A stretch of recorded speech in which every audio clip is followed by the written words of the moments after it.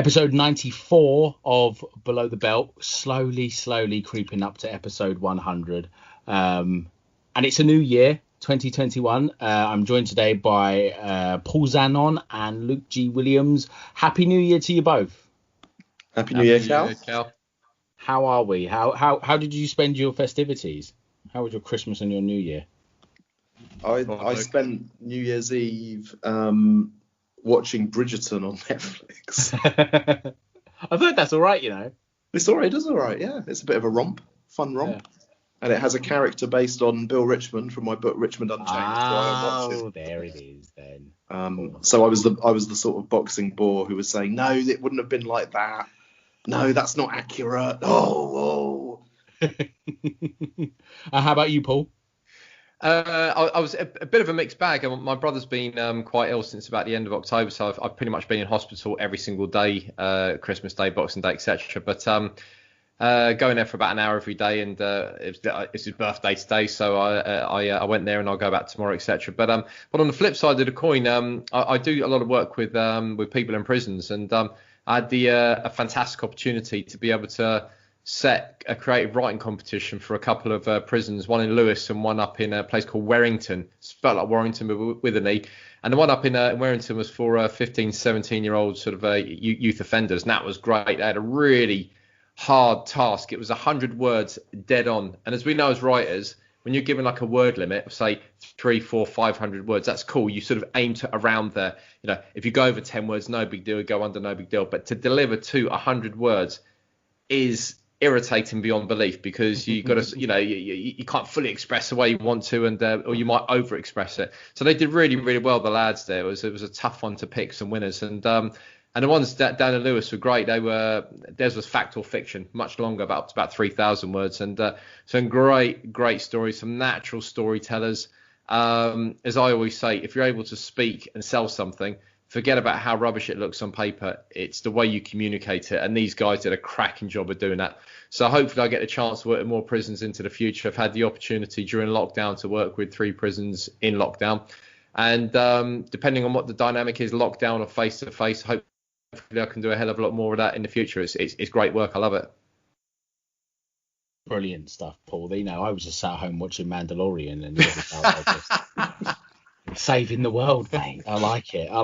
We were watching TV and Paul was out doing something much more useful. I like it. Thanks for that, Paul, showing us all up, mate. Wonderful. So one man who kind of showed up a lot of people last night was Ryan Garcia. There was a lot of debate online before the fight about who they thought would win the fight, etc. Luke, you did the preview for Boxing Social for that. Just remind us of how you expected the fight to go beforehand. Yeah, well, I think it was a very difficult fight to call, because as I said in my preview, when you have a contest like that where there's one guy that really has no form line at all at any sort of decent level in Ryan Garcia, very hard to predict what's going to happen. He could have been completely unraveled and exposed, couldn't he? So in the end, as I said in my preview, it came down to a hunch and a sort of gut instinct on the eye test. What I'd seen, I went for Garcia hanging on for a points win. So I got the right winner. I've always rated Ryan Garcia since I first saw him. And man, I thought it was a thrilling, really great way for the boxing year to get underway, that fight. I really enjoyed it. It was a really, really good fight, wasn't it, Paul? It was. How did you feel it was going to go beforehand, and how did you feel about the fight once it got going? So Ryan Garcia, from about his third or fourth fight in, I could spot there was something sensational about this guy, and it's hard to tell at that point because he's in with a lot of tomato cans, but it's just the way he was putting his punch together, the speed, his footwork. He plants his feet, but he's phenomenally fast, and that's a real sort of contradiction in terms. He's kind of a real blend of sort of American, Mexican style, if that makes sense. And I think, he's part of this sort of breed at the moment. Luis Ortiz Jr., Teofimo Lopez, Tank Davis. We got some phenomenal guys who can share a weight and share a ring together. And I think 2021/22, we could have some super fight matchups in there. The thing I would say about Luke Campbell is that he seemed a little bit slower now. I don't know if that was a case of Ryan Garcia was that quick, but Luke seemed to have lost a little bit of his timing. The knockdown was beautiful. I wish he'd have followed up on it a bit more. Obviously, his experience was telling him, calm down and whatever. But Garcia was genuinely rattled. I mean, the way his arms sort of folded underneath him, you could tell he was in trouble. Fair play, he came back refreshed, and that was it. But I think overall, if that fight had played out a further 10 times, Garcia would have won it a further 10 times. I just want to add, Luke Campbell, his integrity as a person, how good he is for boxing. After the fight, I was reading Chris Billiam-Smith's Twitter feed, and he was talking about how Luke was being stopped for interviews, was stopped for photos, being stopped for autographs, and he gave every single person his time, and he was phenomenally polite. And a lot of people, especially after you've lost, the last thing you want to do is be around anyone. But that's not him. He realizes that this is a sport which has afforded him the life he has. And he loves the sport. He genuinely loves the sport. And he's going to have so much to offer, irrespective of which direction he goes after this fight. So hats off to him. Britain should be very proud of Luke Campbell. He's lost against a future, probably multi-weight world champion who's going to leave a trail behind him. Is he going to be as good as Oscar De La Hoya? I didn't see a De La Hoya-esque style performance last night, but can he develop into a similar fighter? Possibly. It was an impressive performance and an impressive stoppage. Luke, do you think that Luke Campbell was wary of Garcia's power in the early rounds?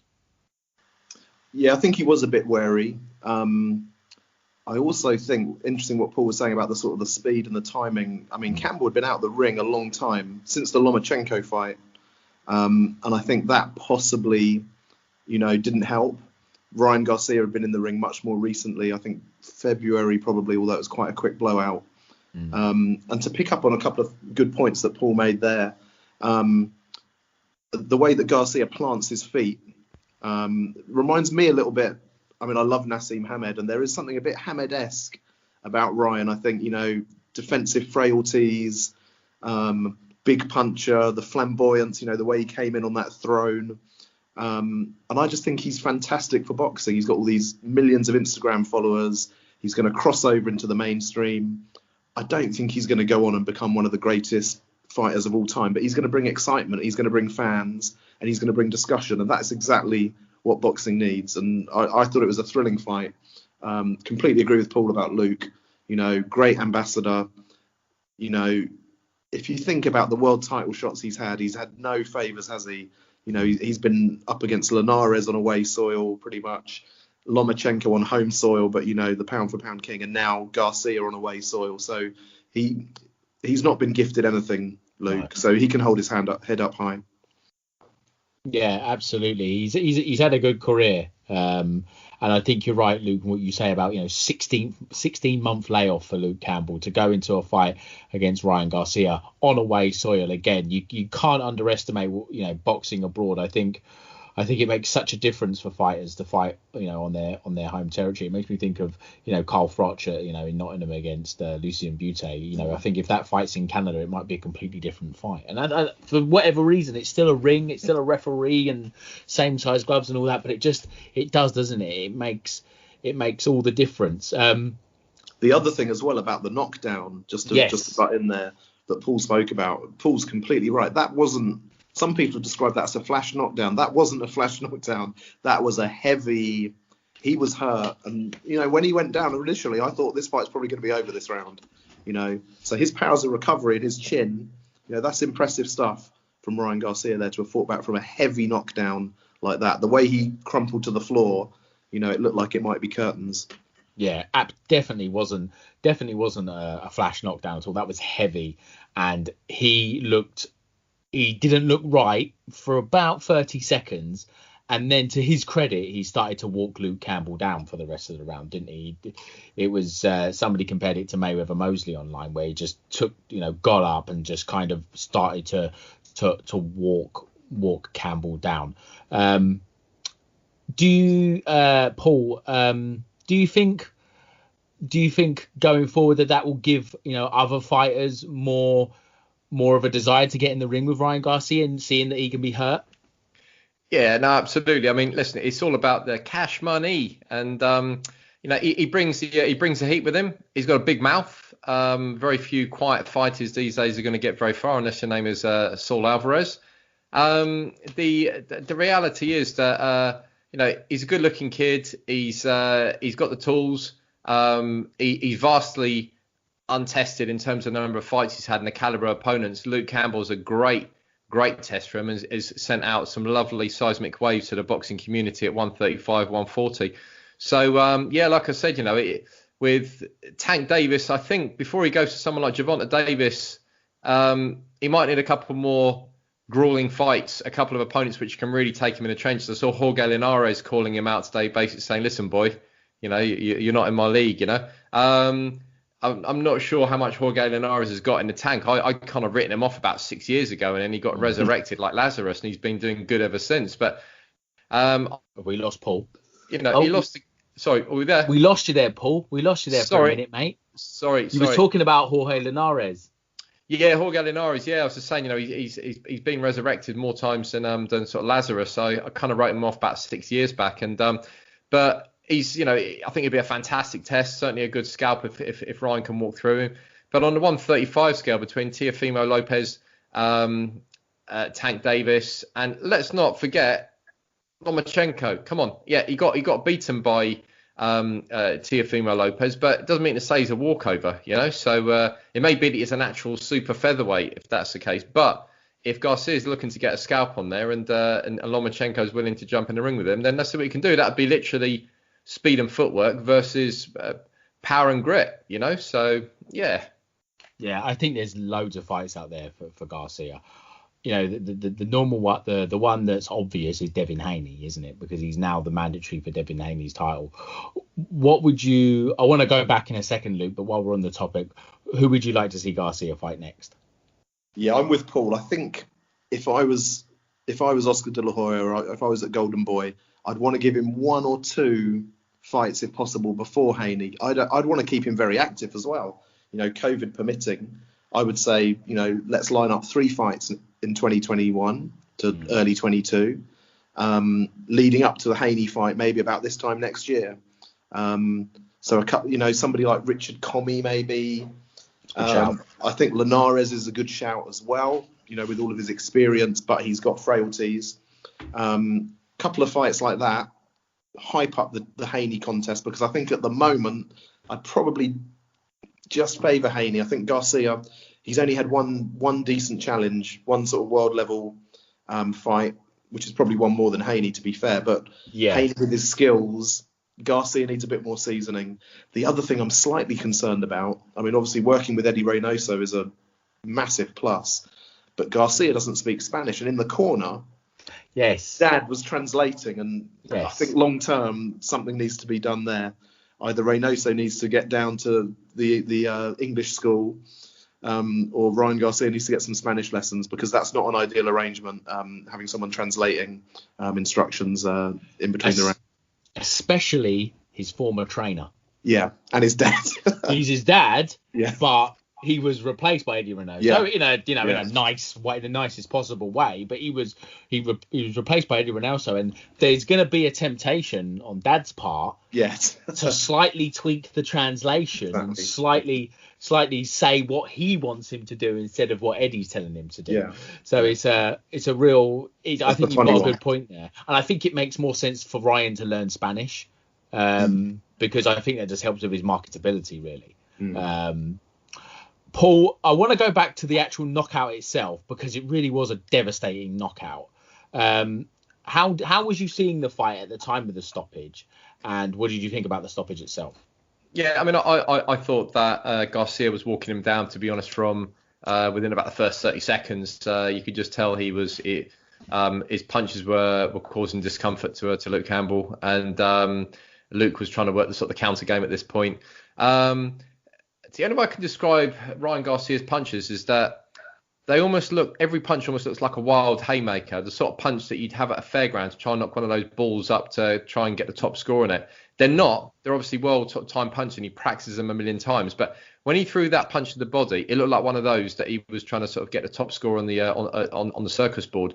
But judging from what I've seen with Canelo when he's been sort of going through the drills, was sort of trying to land that punch. It couldn't have been more sort of pitch perfect. It was going up at an angle, and it was right under the rib cage, under the floating rib going upwards. It was absolutely perfect. I think Luke Campbell said that the way that he positioned himself at the time, there was a split second where he kind of relaxed his body for a second, and then when that happens, you're totally vulnerable. You got some people there saying, oh, he could have got up and done this, that, and the other. Listen, I've been popped to the ribs literally very, very lightly, and I thought I was going to crap my pants, never mind try and get up in 10 seconds. So getting hit by Ryan Garcia at full pelt, I can only imagine that would have been excruciating. So, yeah, it was a beautiful punch.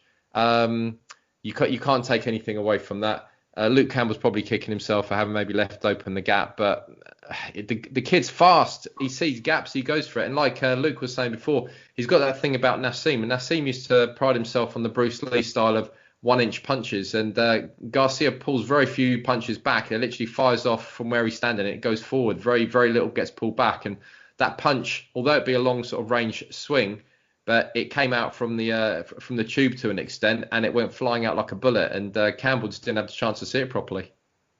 It was. There was Luke. What is it about Eddie Reynoso fighters and being able to disguise hooks? You think they're going upstairs and they go downstairs. They think they're going downstairs and they go upstairs. What is it about his fighters that they're able to do that? It's an impressive tactic, isn't it? Yeah, definitely. And let's also not forget, I mean, in the end of the fifth, Ryan had nearly taken Luke out as well, hadn't he? Yeah. He turned his back, Campbell. I mean, that could have been, the referee could have maybe called it there, the way he reacted to those couple of punches on the temple. So this wasn't a sort of one shot from nowhere. He was looking for the openings. He was finding the openings, and Campbell was finding the power difficult to handle. So I think if he hadn't landed the punch in that round, it was going to come pretty soon, for sure. Impressive. Yeah, it was. It was an impressive performance by Ryan Garcia, and I think it was the perfect fight for him, wasn't it? To see where he is, to see where he is as a talent, and to see where he is as a contender. I think that it's going to be exciting watching him. One of the things that was quite noticeable as well was online when the knockdown happened. It was like the golden days of Adrian Broner. And when he got, did you notice any of that, Paul, where the knockdown happened and Twitter just exploded? There seems to be a little bit of love to hate him about Ryan Garcia. Have you noticed that?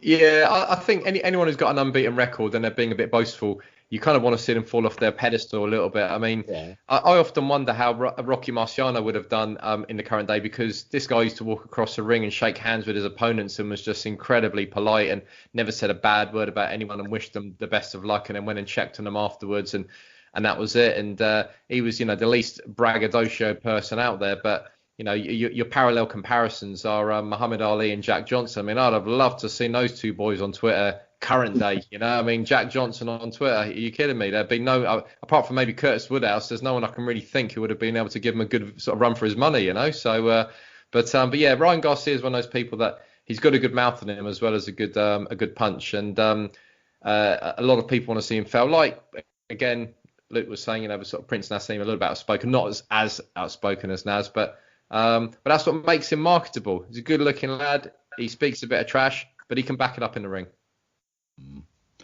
I don't know about you, Luke, but I think Jack Johnson would have been a TikTok man. I could see him driving down the road and giving the $100 bill to the police officer and saying, "Here's the fine. I'll be coming back the same way I went past." I could see that being on TikTok. I don't know about you, Luke. For sure.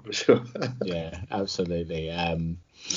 Yeah, it was funny to me, and it just made me hark back to the Adrian Broner days when everybody hated Adrian Broner. Even Barry Jones, who's like the nicest bloke in the world, was like delighted that Adrian Broner lost it. It was just one of those things. I think one thing you can say about the Garcia family is that they've got good sperm.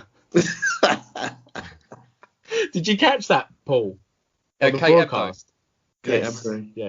Yeah. I mean, quote of the year. I wasn't expecting like John Rawling to say that, or or any of that sort of anyone of that ilk. But Kate can kind of get away with it, and if people sort of just sort of raise their eyebrows and go, okay, let's see what's next, So,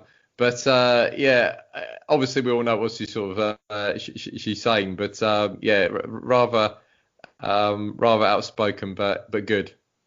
I liked it. I thought it was quite fun. I imagine Adam Smith would have had a fit if somebody would have said something like that. God, they apologise for swearing at 3 o'clock in the morning on Sky, but DAZN seems to have more of a liberal kind of approach to it. Luke, what did you think about the coverage overall? The DAZN, is that the first card you've watched on DAZN? No. What was the fight that they had? They had a fight recently, didn't they? I watched the Canelo fight. Yeah. Look, the coverage has taken a lot of knocks, hasn't it? I mean, people have been really laying into it online. So for me, the main gist of the criticism seemed to be the sort of partisan way they were talking Garcia up. Right. When Campbell knocked him down, the criticism was, they were giving him much more credit for getting up than Campbell for putting him there in the first place, that sort of thing. And I think that's fair comment. It was partisan, it was biased. But, which broadcaster really isn't? I mean, Sky Sports, you get much the same, if not worse. And even I know people, we hark back to the great days of Harry Carpenter. We hark back to the great days of Ian Darke. But, Ian Darke commenting on the Prince Nassim fights, if that was around today, they'd also be slayed for being partisan. Harry Carpenter, get in there, Frank. Partisan once again. So I don't think it's anything different to what we've seen in the past. The only thing I would say with DAZN is, because it's obviously a platform that goes across many, many countries, they maybe need to be a bit more careful or cautious about that. And maybe in the future they might have different broadcasters in different territories, because the fact we were getting the sort of the US team, as it were, as a British viewer might have alienated some people. So that's maybe something for them to think about. But they're new kids on the block. They're just starting out, so I'm going to cut them a break on that. What did you think about is that the first show you've watched on DAZN, Paul? No, like Luke, I watched the Canelo one as well, and I'll be honest. I mean, for the price, I think it is seriously a good value for money. It was Sergio Mora last night, wasn't it, on commentary? Yeah. The Latin Snake, Contender Series 1 winner. I actually really enjoyed it. I think, to be honest, they're probably sort of taking stock of each show and sort of saying, how can we build on this? And they realise that they've got a way to go, and that's it, and all eyes are on them. But I genuinely believe that if the cost is that low and are able to we're obviously expecting it to go up at some point, but if they can maintain a cost-cutting exercise, sort of undercut everyone else and still provide loads of fights, I think they won't really mind if Mr. Bean's on commentary for half the fights, as long as we can actually see it. I mean, there's certain fights where, I'll be honest, certain British commentators, when they start opening their mouth, I hit the mute button and just watch the fight. I cannot bear listening to their crap and misjudgments and bias and total lack of knowledge. And honestly, it annoys the hell out of me sometimes. So I'm not really too concerned about who's behind the mic. I mean, when you look at, say, ESPN, sometimes you've got the likes of, say, Lennox and Andre Ward in there. I mean, I sometimes look forward to just listening to them instead of the fights. It's just so great to listen to such great champions. But I like DAZN at the moment, and like I said, I think as a platform they've got a lot to build up there. They could be a world leader. We'll have to see. I mean, Eddie Hearn might have other plans, Yeah, I enjoyed it, and like you said, Paul, I think a lot of the time, and I do that with Sky, where I'll watch it on Sky, but I'll have the volume quite low. I want some noise. I do want a bit of noise, but I just don't want to really hear some of the commentary. So I completely understand why you might do that, Paul. And I think, like you said, the option's there to do it with DAZN as well. I like Sergio Mora. I didn't like he kept getting interrupted by Chris Mannix. That was a bit annoying. But I like listening to Sergio Mora. Todd Grisham was okay. I remember when he was the C-grade commentator on WWE. Fair play to him that he's now doing DAZN as well. there was a little bit of delay, wasn't there? They would pass back to Gareth A. Davies and Ricky Hatton over here in London, and there was that little bit of delay. I think you're right, Luke. I think they're going to have to work that out, and it might just be having some commentators from over here, perhaps bring Ian Dark back, and have him do some of the fights on DAZN, from the UK, from a studio in London or something like that. I think they've got a lot of options, but I'm really looking forward to see what they can come up with. There was some discussion online earlier in the week about people's dream commentary team.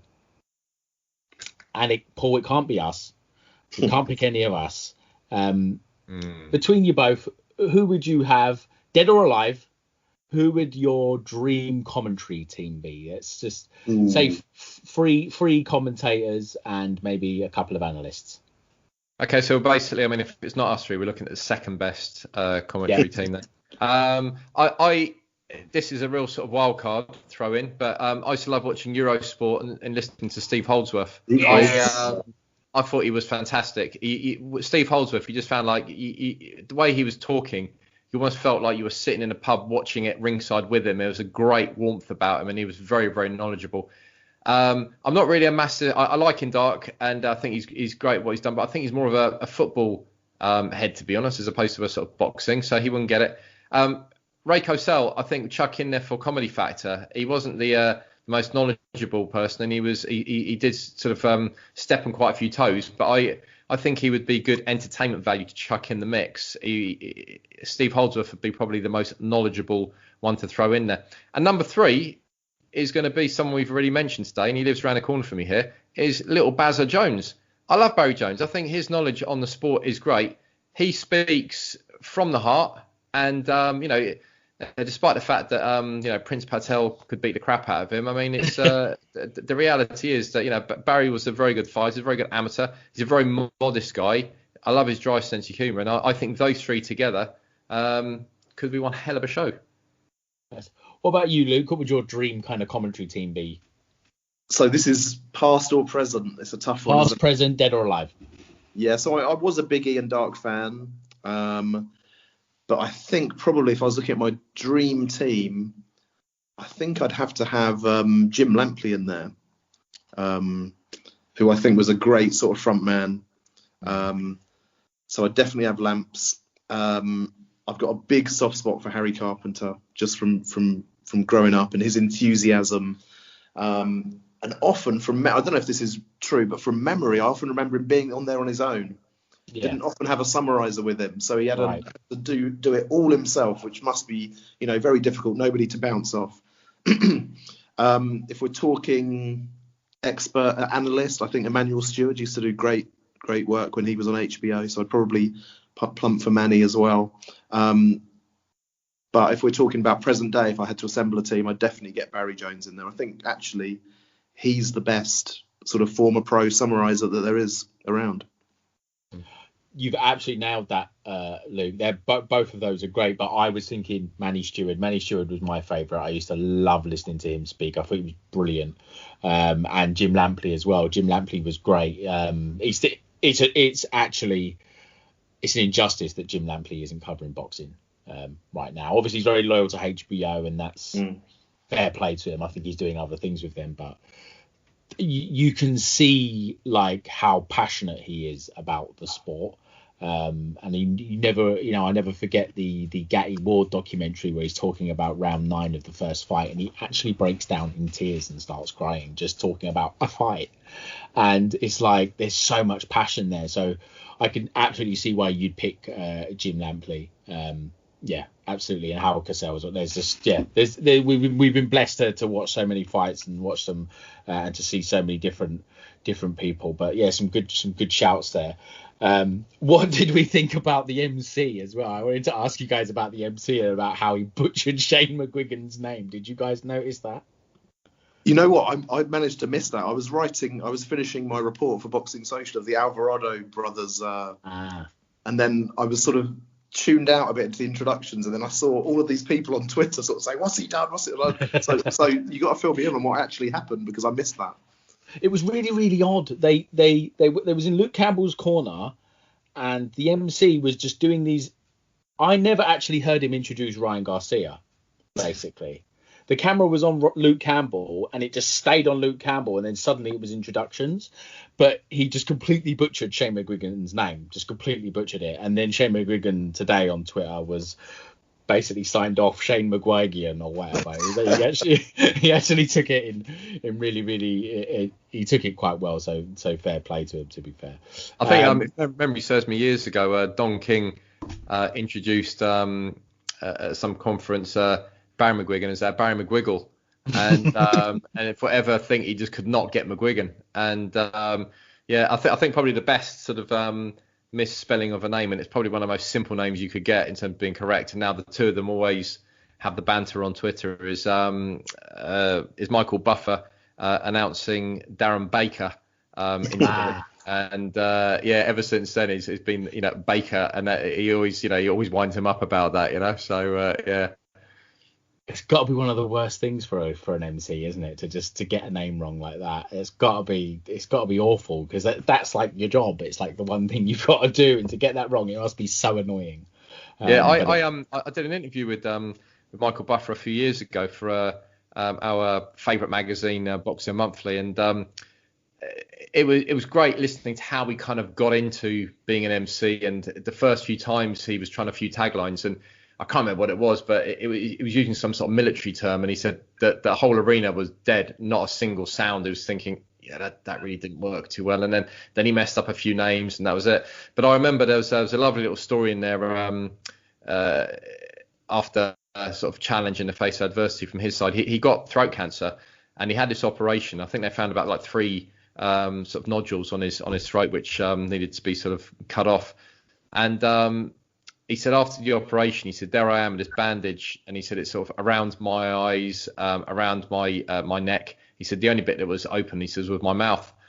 And he says, I suddenly come out of recovery. I've woken up. I've looked around. I've realised where I am. I've had a good look in the room to see no one's there. And he said, on my own, I just went, ladies and gentlemen. He said, just to see I still had it. Amazing. Is Luke, is Buffy your favourite MC? Is he your favourite? I'd probably put him up front. Jimmy Lennon Jr. very close behind. Crikey, that's a conversation to be had. Going down the years, and certainly looking at a group of British MCs as well. Crikey. Yeah, I'd probably put Buffs at the top there, but if I got my thinking cap on, I could probably come up with a top 20 with very, very little pressure. Over the years, there's some great ones in America, if a few in Italy. I love Craig Stephen at the moment. He's gone to Italy, and he's really picked up the accent, and they love him out there. He's pretty much throughout lockdown, whenever I was corresponding with him on text, on WhatsApp, whatever, he'd be like, I'm in Milan for the next 2 weeks, and I'm back for 2 days, then I'm off again. And they love him out there, and I think he's got the right sort of personality, character, and sort of stature for it. So yeah, now Buff's probably the top, Lennon Jr. second, but a long list to be built there. Agree with that, Luke? Yeah, I can't argue with that. Buffer number 1. I've always wondered how many royalties he gets from the Anton Deck song. Did you ask him? I've got to say with him, when I got in touch with him, I actually got in touch with his brother Bruce, who does the announcement for the WWE, and I got this email address from someone in the boxing trade, and I was kind of expecting just no response, and that was it, and having to sort of do my usual sort of bounty hunter type thing. But he responded within about an hour, and he said, when would you like to speak to Michael? And I was kind of like, when's he available? And he was, well, you give me a time. I went, how about X tomorrow? And he was like, cool, I'll let Michael know. Here's his landline. I was like, wow, okay. And I called him up, and it was great. I mean, he just speaks in that way, and it was like, good afternoon, this is Michael speaking. And I was like, I just want to hear you talk for a minute, anything, it's kind of like just one of those voices like Morgan Freeman. It could be saying, I was putting the rubbish out and there was chicken pox there, or the lasagna from last night was stinking. It doesn't matter what they're saying, it's going to sound fantastic. And despite the fact that Buffer's tone sounded great, the content was absolutely fantastic. It really was. He's got a great story, and I think he's been a phenomenal addition to the boxing. When you see him there, doing the orchestra bit for Sweet Caroline at the O2. He loves that. He really gets in the groove. But it's kind of like when there's the big fights, you get all the build-ups for the other MCs, and then he's been brought in purely for one fight. They've paid him whatever tens of thousands of pounds, which he deserves, to announce that one big fight, the Anthony Joshua fight, the Dillian White fight, whatever it may be. So when he steps in the ring, the big fight is up. Yeah, he adds a sense of occasion, doesn't he? Significance. It feels like an event when Buffer's in the house, for sure. Yeah, you're right, and you'll see that they'll have David Diamante and to do the undercard, and then they'll get Buff in the ring for the main event. And I think you're right, and that's just from doing it for a long time. And I think he just adds that sense of occasion. I'm a Jimmy Lennon Jr. man myself. I think he's brilliant. What I love about him, I love his voice, obviously, but I also love that he never makes a mistake. Like he's just brilliant. And I remember seeing one time him on Twitter. He's a massive keyring collector. Oh, really? Yeah, like he's proper into keyrings. Because I follow him on Twitter. I don't follow many MCs on Twitter, but I do follow Jimmy Lennon Jr. He's really into keyrings. And he doesn't make a mistake. And I remember somebody saying on there, why did you pronounce Vasily Lomachenko like that? And he said, because I went into his dressing room and I asked him how to pronounce his name. And it was just the small things, the small little interactions is what makes it worth it. And those small details that he picked up is brilliant. It looks like, after last night that we're not going to see much boxing for a while. I checked the Sunday Puncher calendar, which is brilliant, by the way. Everyone should have the Sunday Puncher calendar on their phone. And there's not much going on. And then the British board announced today that they're suspending boxing for the rest of January at least. Luke, is that a sensible decision? I mean, I guess in some respects, although I'd like to know what's going on with other sports. I mean, if Premiership football is presumably carrying on, why can't boxing? So I'm a little bit puzzled. If it was a sort of nationwide, everything's locked down, I would understand it. But I don't know how many shows were planned. There were 2 Matchroom at the end of the month, weren't there? Josh Kelly, I think, and who was the other one? Can't remember who the other one was now. So it seems a bit of a strange decision when I can't imagine there were masses of shows, and it looks like there's other sport going on. So I don't know. For me, that's a bit of a head scratcher. Yeah, I agree. I think if you're worried about the transmission of COVID, obviously we're in the middle of a horrible, absolutely vile pandemic. The only thing I would say is that the bubbles seem to have worked quite well. And, people have been flushed out, events are being called off after someone's been tested positive. If they're worried about that and they're worried about maybe something slipping through the net, then instead of having 1 or 2 COVID tests, have 4 or 6 tests, whatever it may be, to sort of basically say this is pretty much conclusive. The probability of someone getting 6 COVID tests and all 6 of them going under the radar after being positive is going to be very, very small. Before I forget, it just suddenly popped into my mind. The other fight that we haven't mentioned that has happened this year already as well, happened in Japan. And Ioka against Tanaka. And that was an absolute barn burner. I've got to say, if you're going to compare fight for fight, the Garcia and the Campbell fight was a cracking fight. But the Tanaka-Ioka fight, I mean, this was the Japanese sort of Barrera Morales almost. I mean, yeah, it was Ioka was sort of a cut above. But Tanaka was unbeaten. He'll come again. He's a young gun. But WBO flyweight, at that weight, people tend to bounce around on their feet and pop and move and whatever else. These 2 were standing there like a couple of cruiserweights. They were banging each other. It was beautiful movement. For me, I thought that was a fantastic start to the boxing calendar. Thank you for reminding me about that, Paul. I did manage to catch. I don't have Box Nation, and it reminded you of the golden days of Box Nation, wasn't it? It was just a couple of fighters that perhaps the casual fan wouldn't have heard of, but they just served up some brilliant action. Did you watch it, Luke? Yeah, I caught it a day or 2 later. Yeah, amazing fight. I mean, Japanese boxing at the moment is on a real high, isn't it? I mean, so many quality fighters at those lower weights. Be nice to see those fights and some of those fighters get a bit more exposure and recognition. And Nui's been starting to get it with his deal with Top Rank, and long may it continue, because there's some amazing talent over there and a lot of enthusiasm for the sport, which is great. Yeah, and super flyweight is such a brilliant division as well. We're about to have the Estrada Chocolatito rematch. I think that's next month. You've still got Rung Vasai hanging around. You've still got Yoan and Garcias around. It's a brilliant division. Bantamweight's great as well, but Superfly is such a good division. And if people, I think if for people out there that didn't see that fight, go online and look for it. It's not hard to find. I found it within about 2 minutes of looking for it on it was Friday. It was New Year's Eve, wasn't it? It was on New Year's Eve, Thursday. It's the thing. It's one thing about about the Japanese. 3 things are guaranteed: death, taxes, and boxing on New Year's Eve. They just love their New Year's Eve boxing, and it's last year obviously we had the Mayweather shit show, and then this year we had a very, very late contender for fight of the year. It was a brilliant match. So yeah, thanks for reminding me about that, Paul. It was and Cal, speaking of the upcoming Estrada Chocolatito. Yeah.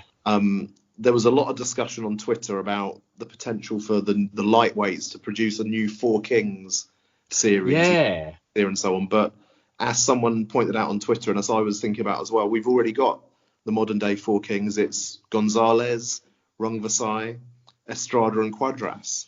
Yes. And I believe I did a little calculation before I came on tonight. I think when they have that rematch, is it in March? February. I think that will take that series to 9 fights, if I did my calculations correctly, which is the same as we had with the original Four Kings. So they could actually surpass the number of fights if a few more of them meet up. So that is a special quartet of fighters. It is. And you were right, Luke. It is March, 13th of March, that one. I cannot wait for that. I think if there was one fight that I wanted to see announced this year, if I had a wish for 2021, it was to see Chocolatito against Estrada too. It's going to be something else. I really want Cuadras to get a win though. Yeah, he's got that one technical decision over Rung Vasai, hasn't he? On a cut, a dodgy cut. Yeah. I want them to have a rematch, and I want Cuadras to just get one more win, just so he's not. I don't like it that he's got I think he's got 1 win and then he's got 5 losses or something. I just really feel bad for him. So I know we shouldn't think like that. Obviously last year was really shit and weird. But in terms of it's that time of year, or that time of over the Christmas period, where people were talking about their fighters of the year and all of that kind of thing. Boxing Social, did they give it to Teofimo Lopez, Luke? It did, yeah.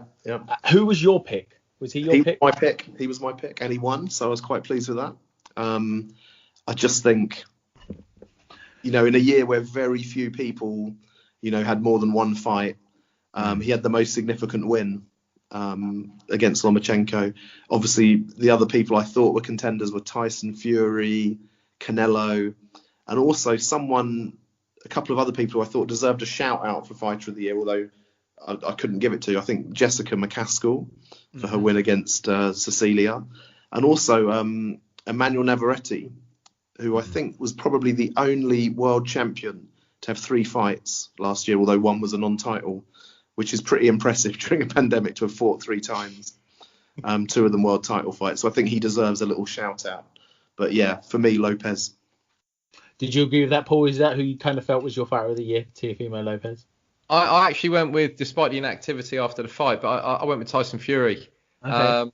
Simply due to the magnitude of the event. Everyone thought that the way he sort of, resurrected himself in that final round against Wilder, and came down from a few knockdowns. Everyone thought, well, it's going to be curtains from the next one. It's going to be finished quickly, and that'll be Tyson Fury, and he'll disappear and go off the rails and whatever else. But the way that he systematically just ran over Wilder really flipped the script and did it in a sort of a phenomenal way. So I'd give him the shout. Probably my second one, which Niall was mentioning, is Katie Taylor. And I think she's done incredibly well over the years. She's a phenomenal ambassador for the sport. She's very, very polite. I mean, McCaskill, there's some great little matchups out there at the moment. McCaskill's win over Breakhouse was fantastic, and the only sort of blip she's really got there is Katie Taylor, something she'd love to avenge. Amanda Serrano winner, who's a 47 weight world champion. I think she's done everything from like £5 up to £600. God knows how she's been able to do that. I mean, literally, if you look at her resume, some of the fights are not that far away, and she's literally jumping up in stones. So, but Serrano's a great battler. I think the only person she's ever lost against is the Swedish lady who ended up with the brain injury. I've completely forgotten her name now. But anyway, Serrano very, very good. But I think that Katie Taylor for me would be a very, very close second to Tyson Fury. But Lopez, I mean, listen, those three, Lopez, Fury, and Taylor, for me, all three of them deserve a piece of that winning pie. Yeah, it was tough, and Ring Magazine went for joint winners, didn't they? Because it's such a unique year that they ended up just picking Tyson Fury and Teofimo Lopez in the end, which I kind of understand. Both have got a valid claim. I sent you guys the list earlier of like the upsets of the year, the biggest upsets of the year. What was okay? I'm going to ask you two questions. One was what one of those fights was perhaps the biggest shock to you, Paul? So got to answer this one carefully, because if you sort of say, this was a real shock in the result, it almost makes it sound like the person who won was shite. But it's not really that at all. It's just a sort of a case of, the general sort of consensus of everyone and then how it actually sort of panned out. The John O'Carroll, Maxie Hughes fight for me was probably the one that, I thought went the way that nobody thought it would. And I remember interviewing Maxie Hughes back in about 2012, latest 2013 for Daily Sport. And he'd only had a handful of fights. And I remember his name Maxie is not actually his first name, I believe, on his birth certificate. It was actually from his grandfather. He'd sort of adopted it, and who I believe had done a bit of boxing. But Maxie Hughes always comes in cracking shape. He trains his absolute backside off. He was a Southern area champion. There wasn't a lot to a resume. I think he had to accompany his 14, 15 wins, or however many it was, probably less wins than that at the time. He had 5 losses and a couple of draws. And John O'Carroll was, come off beating Scott Quigg, and he'd also lost the fight in America for the world title as well. So he was world grade stock. And Maxie Hughes went in there and he just stuck to a very simple game plan of basically sort of trying to break Carroll down and not give him the space to get his shots off. And it worked. And it was a great fight. And I think John O'Carroll will come back and will sort of, continue to rise up again. And he's a great fighter, and they're both great for the sport. But for me, that was the one that I don't think many people saw coming.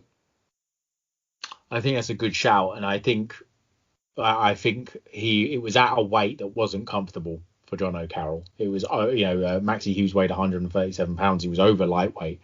So I think that was one where perhaps, like you said, John O'Carroll was just a little bit out of his depth weight wise, and had taken a fight perhaps that he thought he was going to win anyway, and was just kind of, just wasn't his night. Luke, what was kind of the biggest shock for you out of that list that we were talking about earlier on? I've got to give one shout out before that. When I'm going back to the fighter of the year, I should have mentioned Terry Harper had 3 world title fights last year and 2 wins and a draw. So along with Navarrete, incredibly active. Going on to the upsets, I mean, Cal, you sent out Fight Ghost from Twitter, who, if anybody doesn't know him, you've got to follow Fight Ghost if you're interested in the betting side of boxing. Every year he collates the list of the biggest upsets by in terms of the odds. And it's fascinating reading. So the biggest upset of the year was Tyson Lantry beating Luke Jackson. If you look at it purely in terms of the odds, but I think upset of the year, it's not just about the odds, is it? I think just like for me, fight of the year, I would never give fight of the year to a small hall fight, no matter how brilliant it is, because I think it has to be something that has an impact on a bigger stage. So for me, although I think Maxie Hughes is a great shout, possibly Rosario against Julian Williams was another big shock. For me, the upset of the year is Lopez Lomachenko, because Lomachenko was the pound for pound king.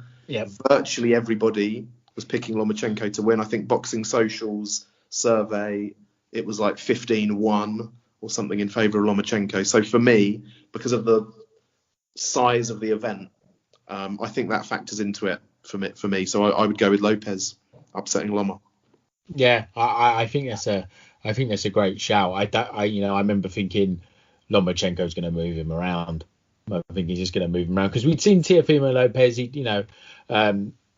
It stopped Comney and it was like, yeah, cool. And but this is Lomachenko. This is different. This is a different gravy. But he was brilliant. He was brilliant on the night. And it's going to be interesting to see if he can take it into the next year and defending the titles. And hopefully we do get something like the Four Kings. I want you guys now, and I didn't tell you about this beforehand, so apologies. I want you guys now to kind of look into your crystal ball and tell me what you kind of feel might happen next year. Something big. I'll start just to help you guys out. Teofimo Lopez loses a fight next year. Ooh, bold call. So anything like that you've got in your back pocket, chaps? Virgil Ortiz Jr. Gets a shot at any world title and wins it. Anything from 140 up to 147. I can't see anybody stopping him. That's a man with a hell of a lot of power. I remember chatting to him when he was John Ryder was out there in America, and Ryder was about 185 and was cooking down to super middle, and they sparred rounds and they were knocking lumps at each other, and Ryder afterwards sort of saying he was giving as good as he's getting. What weight does he fight? And it was like about 140, and I was like, what? That makes no sense, So yeah, for me, Virgil Ortiz Jr. I reckon if he was chucked into a world title in his next fight, he could win it. How quickly that comes, and how quickly his dad wants him to do it. I also think that Tank Davis will lose a fight. You heard it here. Ooh, I like it. That's what we want. Yeah. Come on, the reason I say that is that Leo Santa Cruz was 63 Avni years old. Avni Yildirim. No, not really. Yeah. It's a hard one, man. You know what? If Usyk Joshua happens this year, I've got a lot of time for Usyk. I think he's a phenomenal talent. And actually, until the Chisora fight, I would have tipped him to beat AJ. But I just think that Usyk's body's falling apart a little bit. Bit of wear and tear. But to throw something out there, I'm going to say Usyk to upset Joshua and spoil, purely because all the plans for Joshua Fury have to be spoiled somehow. Because that's boxing, isn't it? For the big one to get away. I like it. Oh, that was great. I wanted to put you guys on the spot and make you say something really outrageous. There was a question that we had a question on Twitter earlier. I did put out for questions. We did get one. Do we think that we will see all these lightweights under the age of 25, Tank, Garcia, etc., Haney? Do we think they'll fight each other in the near future? So basically, the thing that gives them financial traction is being world champions. And if they start fighting each other, then they're going to lose that, and the promoters lose that, and they don't like that. So I would say they'd want to put their horses out as studs to go and sort of play the field as much as possible before sort of like signing them off to be burger meat. I think ultimately at the moment we have some phenomenal talent there. Again, a sort of a Four Kings type scenario between the likes of Davis, etc. There. If they were to create a World Boxing Super Series and those guys would be willing to fight in it, that would be sensational. It would be absolutely sensational. Will it happen? Absolutely no way. Yeah, I'm with Paul on that. I think, when you look at the promotional divides that you've got, preventing some of those fights at the moment, those divides can only be bridged really for a super fight, can't they? Yeah. For something massive, and none of those guys are at the level of a super fight, that transcends the sport at this point. So they're not going to happen. I mean, obviously Haney, Garcia are both with the same promoter, so that's the same network. So that's the most likely one. But yeah, and obviously I tried to get a scoop for you, Cal. I texted Calisawalan today to see if there was any update on World Boxing Super Series Season 3. Yeah. And the update is that there will be an update at the end of January. So in terms of an exclusive. Brilliant. I love it. I always love it when people say people announce their announcements. To be fair, I texted him, so it wasn't something you put out there. But yeah, no, I appreciate that. That was great. Because I'm fascinated where the WBSS goes next. You know, I think if I could name one thing from the last 10 years of boxing that I think has, you know, genuinely shaken up the sport in a good way, it would be the WBSS. And I'm praying that it continues to have the success that it's had so far in sort of creating champions and, you know, and stars. It's made boxing stars. I totally agree. I remember, was it the World Box? The Super Six where Andre Ward won, and it was Carl Froch and Taylor, etc. And that for me, I remember watching it at the time, thinking the best are fighting the best here. The belts are exchanging hands, and the person's going to walk away with the royalties, and the spoils of war to an extent.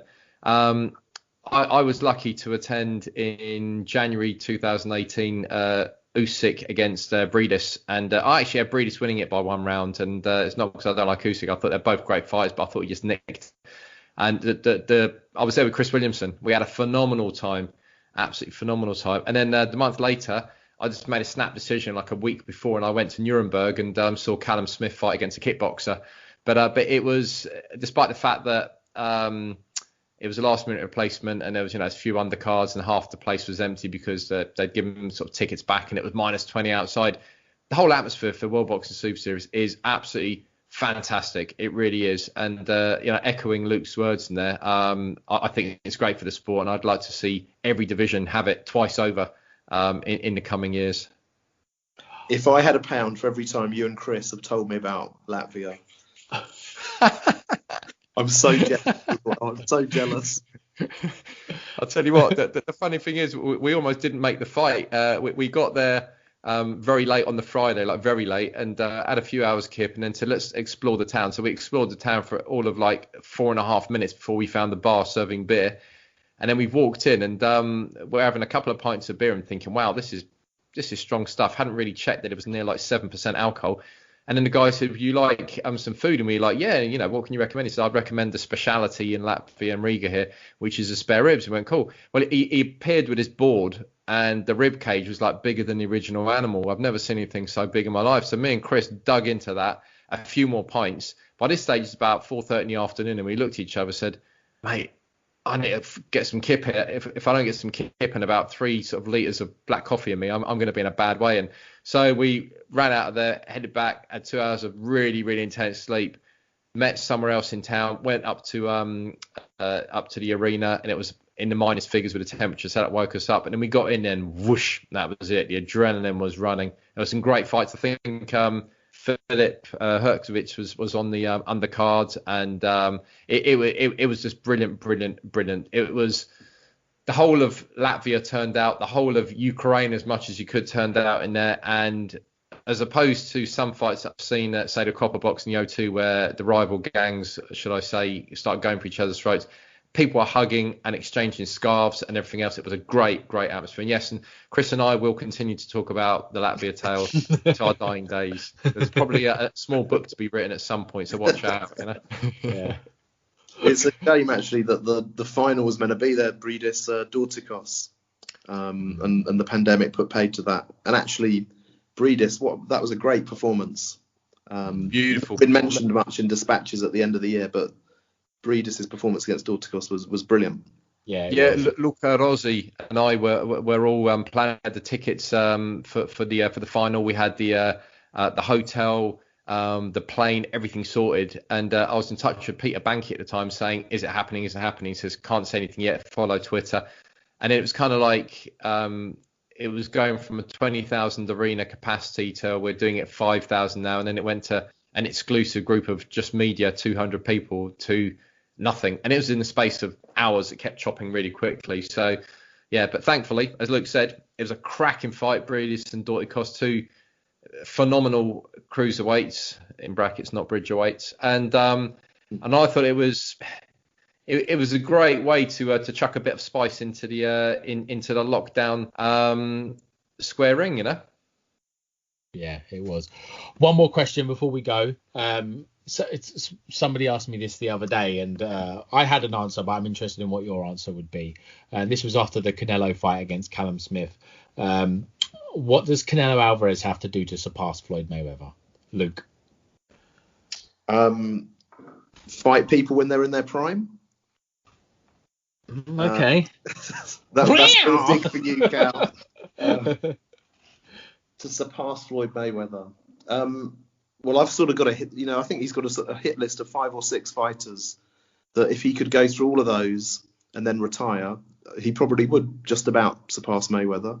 So that would be Beterbiev, which isn't going to happen. Who else would that be? If he did Caleb Plant, Benavidez, Mundo Ramirez, Billy Joe Saunders. Billy Joe Saunders. I've got an article coming actually for Boxing Social about Canelo against the best 6 matchups for Canelo, and Billy Joe Saunders in there, Paul. I know you're a big believer, but I cannot see any way on God's earth.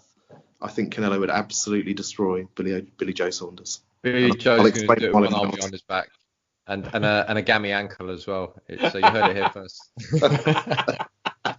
You might have turned orthodox for the whole fight as well, This is what we want. We want the contention. I agree with Luke, though, in terms of taking on people in their prime. You've got to respect Alvarez, that he's a multi-weight world champion, but you've also got to see that his timing of choosing opponents has been impeccable. And there's certain people that he could have chosen at super middleweight that wouldn't have been good fight for him at a particular moment in time. And Beterbiev, that's not a fight to have. That's we're talking Duke here out of the Rocky movies, turning around to Apollo and saying to him, "This guy is all wrong for you. This guy is all wrong for him. The Beterbiev ain't the guy who wants to be fighting. Choose someone else, totally someone else." So I think he was saying the other day that he's going to renounce his middleweight title and stick with super middle. To be honest, whatever Luke writes is going to be gospel. It's going to be very, very accurate. So I would say check out Boxing Social and see what Luke Williams is going to write on that, because it's going to be as near as you can to betting odds, I think that's it for Canelo. It's just about wins, and it's just about wins over quality fighters for Canelo. There's not much more to it than that, really. It's just about the thing about, if you're going to compare him to Mayweather, is Mayweather likes to hark about, I've beaten 26 former world champions or whatever. And that's what Canelo will need. Perhaps not the former world champions, but he just needs to keep beating quality fighters. And if he continues to beat quality fighters at the rate he is, then eventually he will surpass Floyd Mayweather. But yeah, I think another way that he could maybe get one up on Floyd is to be more active than Floyd was, particularly in the later stages of his career. Positive for me if he fights in February, Canelo, and maybe it'd be great to see him getting out 2-3 times a year and just ploughing through these guys rather than once a year or twice a year at most. He had a big layoff, he came back. They say he's fighting the mandatory in February. Get active, get out there. And the Beterbiev fight, that's the dream matchup, but really that's got a very limited shelf life because Beterbiev's not been active. His current fight's been postponed 2 or 3 times, and he's 36, I think. Yeah, he is. Yeah, I was just about to say, disappear soon if it doesn't happen.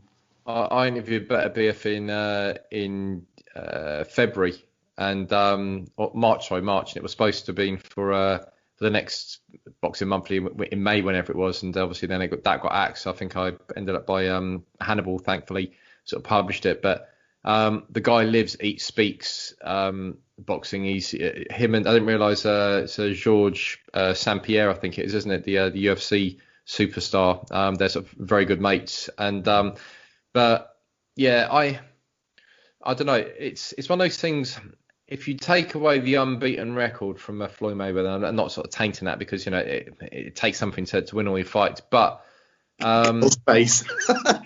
but chuck in McGregor. Come on, number one. I look at Lennox Lewis as a parallel example here. He got 2 fights which he lost on his record, and he came back and avenged them in sort of in dynamic style, to say the least. And he finished off beating Vitaly Klitschko, where a lot of people are saying, Vitaly was winning the scorecards and whatever else. Lennox always had a way to find a win. He always had a way to flip things around. But irrespective, he won that fight. Klitschko had about 3.5 million stitches on his face afterwards. It was that for me was sowing a better legacy. He walked out on the top of the boxing game, raw boxing game, at the height against a guy who was going to become a Hall of Famer, and that's it. There was no dilly-dallying around with the unbeaten records or calling out names over. He took out the best and he fought the best, and then when he realised he was done, he stepped away, and that's it showed boxing integrity to an extent, if that exists anymore.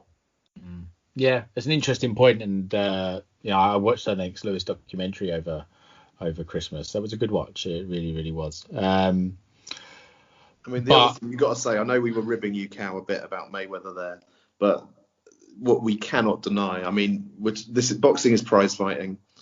Economics and making as much money as you can have been bound up with the sport from the start, and in that respect, Mayweather is the undisputed greatest of all time. He's the greatest businessman, the greatest, seller of himself and his talents that there's ever been in the sport. The greatest self-promoter. And that's part of what the sport's about. I think Mayweather doesn't need me to bat for him, but I'm easily triggered by this sort of stuff. I just can't help myself. It doesn't take much, just to someone just has to say just the slightest thing about him, and that's it. My ears are perked up. I think there was always the argument: does McGregor count? McGregor counts. You look at Rocky Marciano's record. You look at Julio Cesar Chavez Sr.'s record. He was a 2-weight world champion and fighting people making their debuts. It counts. But Canelo's he could get close. He could get close to him. I don't think he'll surpass him, but I hope he gets really, really close because I love watching him fight. He's a brilliant performer. And I agree with you, Luke. I think he's going to walk through Billy Joe Saunders. And I'm not going to give Paul any chance to reply. Goodbye. Thank you so much, chaps. I appreciate your time. Thank you so much for your time.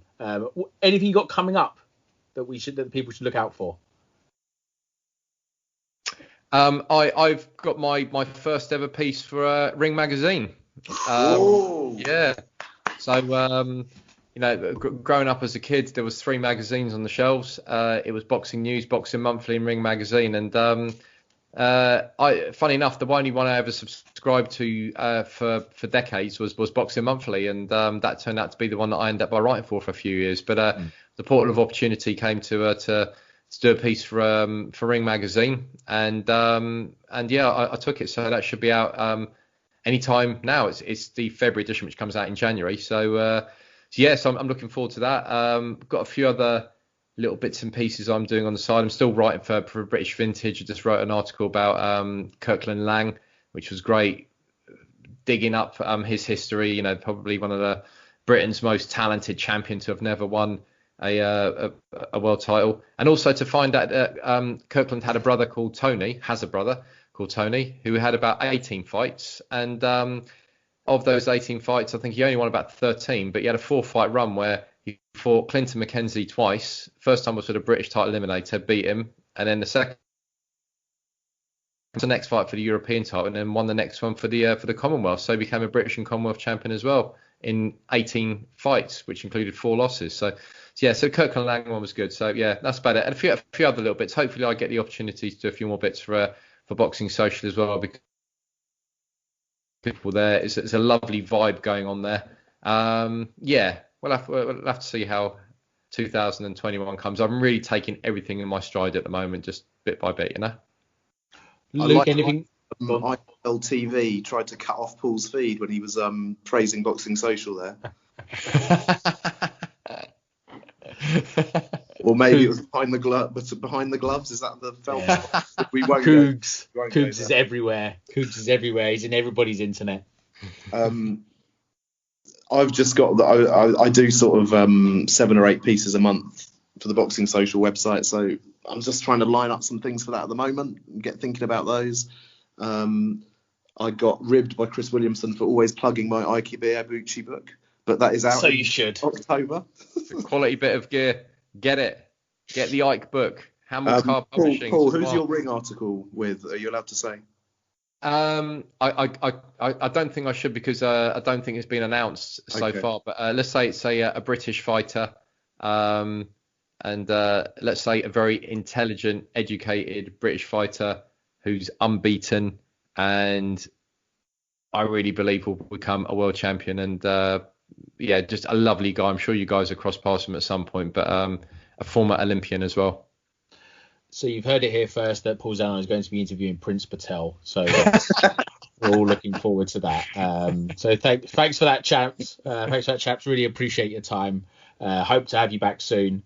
Thanks. Take care. Thanks a lot for having us on, Cal. Cheers.